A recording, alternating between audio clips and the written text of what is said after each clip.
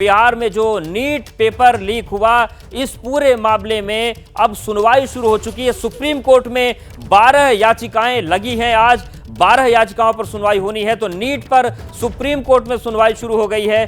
4 जो याचिका है वो एनटीए की तरफ से दाखिल की गई हैं और जो 8 याचिकाएं हैं वो अभ्यर्थी और कोचिंग सेंटर्स की तरफ से दाखिल किया गया है। तो नीट पर सुप्रीम कोर्ट में सुनवाई शुरू हो चुकी है। 12 याचिकाओं पर यह सुनवाई हो रही है और इस पूरे मामले पर निगाह इसलिए बनी है कि सुप्रीम कोर्ट का क्या रुख होता है। तो जिस तरीके से यह पूरा मामला सामने आया, अब इस पूरे मामले पर, नीट मामले पर सुप्रीम कोर्ट में 12 याचिकाओं पर सुनवाई चल रही है।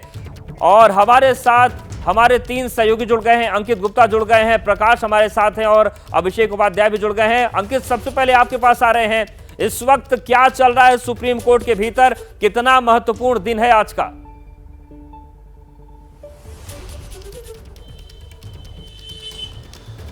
सुनवाई हो रही है वो 1 दर्जन से ज्यादा याचिकाओं पर चल रही है और फिलहाल इस वक्त के लिए बड़ी खबर यह है कि जो एनटीए की तरफ से याचिका दायर की गई थी, जो 4 याचिका दायर की गई थी, उसमें यह कहा गया था कि देश के अलग अलग अदालतों में जो सुनवाई चल रही है उसको सुप्रीम कोर्ट ट्रांसफर कर दिया जाए। तो सुप्रीम कोर्ट ने उस पर नोटिस जारी किया है उन लोगों को जिन्होंने वो याचिकाएं अलग अलग हाईकोर्ट में दायर की हुई थी और जो निचली अदालत में यानी कि हाईकोर्ट में सुनवाई चल रही है उस पर रोक लगा दी है और अब 8 जुलाई को इस मामले की अगली सुनवाई होगी। सबके बीच में सुप्रीम कोर्ट की एक बेहद गंभीर टिप्पणी सामने आई है। कोर्ट ने साफ तौर पर कहा है कि अब तक की सुनवाई से हमको लग रहा है ये काफी एक गंभीर मामला है, लेकिन क्योंकि वैकेशन बेंच है और तमाम याचिकाएं आ चुकी हैं, एनटीए का जवाब आना बाकी है, लिहाजा हम इस पर विस्तार से 8 जुलाई को सुनवाई करेंगे। लेकिन सुप्रीम कोर्ट ने अपनी टिप्पणी में इसको एक काफी गंभीर मामला करार दिया है।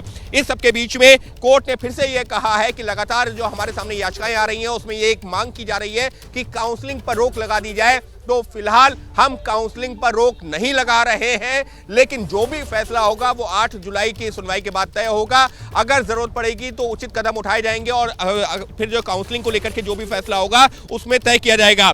इस सब के बीच में एक और याचिका आई जिसमें यह कहा गया है कि जो 1563 छात्रों को ग्रेस मार्क्स देने का फैसला लिया गया वो सही नहीं था, क्योंकि यह आंकड़ा इससे कहीं ज्यादा हो सकता है। गड़बड़ी सिर्फ 1563 छात्रों तक नहीं बल्कि कहीं ज्यादा हो सकती है, लिहाजा उस पर विचार किया जाए। तो कोर्ट ने उस पर भी नोटिस जारी करके जवाब देने को कहा है। तो कोर्ट एक एक करके तमाम याचिकाओं पर सुनवाई कर रहा है और अभी भी सुनवाई जारी है। जी बिल्कुल अंकित, तो जिस तरीके से ये आप बता रहे हैं कि फिलहाल कुछ जो टिप्पणियां आई हैं बेहद गंभीर है, कोर्ट ने माना है कि गंभीर है, 8 जुलाई को सुनवाई होगी। इसके साथ ही साथ काउंसलिंग पर फिलहाल रोक नहीं लगाई जा रही है। प्रकाश, आपके पास आ रहे हैं, जिस तरीके से पूरी परिस्थितियां बन रही हैं, जिस तरीके से 3 कबूलनामे सामने आ चुके हैं, 4 जो अभ्यर्थी जिनको सवाल याद करवाए गए थे वो गिरफ्त में आ चुके हैं, राजनैतिक एंगल में घूमने लगा है बिहार में। अब बात आ रही है कि मंत्री कनेक्शन, लेकिन इस बीच एक और बड़ी खबर आ रही है, उसका भी रुख कर लेते हैं। बड़ी खबर है इस पूरे मामले को लेकर कि सुप्रीम कोर्ट में, और बिहार से बड़ी खबर यह है कि नीट पेपर लीक मामले में खुलासा हुआ है। आरोपी सिकंदर का नया इकबालिया बयान सामने आ गया। यह एक बड़ा अपडेट सामने आ रहा है। पुलिस को दिए कबूलनामे में अंतर सामने आया है। तो यह बड़ी खबर है बिहार से। पहले कबूलनामे में गेस्ट हाउस का जिक्र था, लेकिन अब जो दूसरा कबूलनामा आया है उसमें चीजें अंतर देखने को मिल रही है। नए कबूलनामे में गेस्ट हाउस की बात सामने नहीं आ रही है। तो जो ये इकबालिया बयान था उसमें अंतर आया है। पुलिस को जो उसने बयान दिया है, तो नीट पेपर लीक मामले में नया खुलासा यह हुआ है कि आरोपी सिकंदर का नया इकबालिया बयान सामने आ गया है और पुलिस को जो उसने बयान दिया है वो पहले बयान से अंतर है। पहले कबूलनामे सिकंदर ने गेस्ट हाउस का जिक्र किया था, लेकिन नए कबूलनामे में गेस्ट हाउस की बात उसने नहीं की है। तो ये बड़ी खबर सामने आ रही है और इन सब के बीच चलिए आपको जो अभी तक स्थितियां बन रही है वो हम आपको बता देते हैं। और सिकंदर के कबूलनामे पे चूंकि हम बात कर रहे हैं तो उसके कबूलनामे को आपको बता देते हैं। आप देखिए, लाखों छात्रों की जो व्यथा है एनटीए को लेकर, इन सब के बीच सिकंदर का कबूलनामा देखिए। पहला कबूलनामा गेस्ट हाउस का जिक्र उसने किया था। उसने कहा था मेरे साले के बेटे अनुराग यादव और उसकी मां के रुकने का इंतजाम एनएचएआई गेस्ट हाउस में कराया गया। लेकिन जो दूसरा कबूलनामा आया देखिए, इसमें लिखा गया है कि गेस्ट हाउस की बात है ही नहीं, चारों छात्रों को रामकृष्णा नगर में जाकर अमित आनंद और नीतीश कुमार को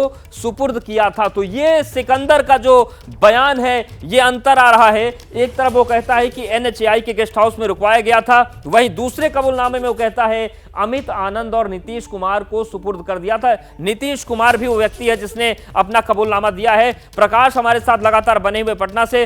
प्रकाश जी, ये जो कबूलनामा बदला है, जो पहला मामला है, जो दूसरा मामला है, इसका इंपैक्ट जांच पर कितना असर डाल सकता है? क्योंकि जो क्रॉस क्वेश्चनिंग होती है, जो बयानों में अंतर होता है, उसके बाद स्थितियां बदलने लगती हैं।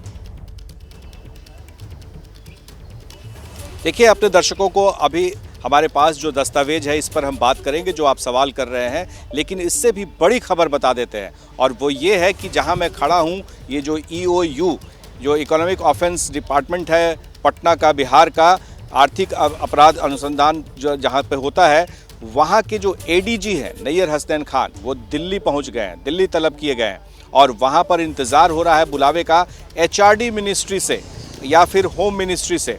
इन दोनों जगहों से बुलावा आ सकता है, क्योंकि जो जांच हो रही है नीट प्रश्न पत्र लीक मामले में, ये जांच बिल्कुल प्रकाश जी आपके पास आएंगे। बड़ी खबर बता देते दर्शकों को। बड़ी खबर एक और आ रही है। नीट परीक्षा मामले में बिहार EOU के ADG दिल्ली तलब कर लिए गए हैं। तो ये इस बीच का बड़ा अपडेट है। ADG नैयर हसनैन खान दिल्ली तलब किए गए हैं और उन्हें ये बुलाया गया है। क्यों बुलाया गया है? गृह और शिक्षा मंत्रालय ने तलब किया है। प्रकाश, सीधे आपके पास आ रहे हैं। ये एक बहुत बड़ी खबर आपने बताई है।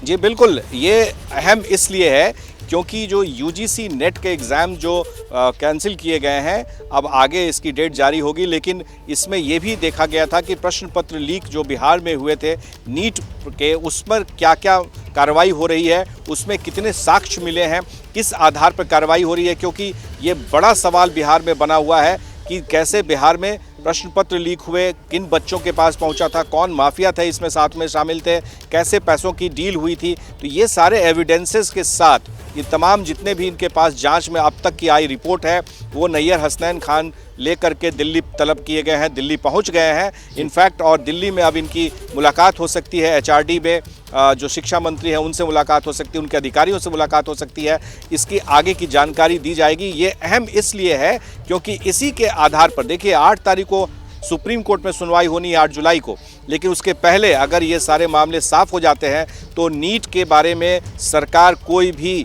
निर्णय ले सकती है, जैसा कि UGC नेट के बारे में निर्णय लिया गया है। उनके आधार बताए गए हैं कि उनके पास कुछ इन्फॉर्मेशन थे जिस आधार पर, तो हो सकता है कि ये आधार बन जाए।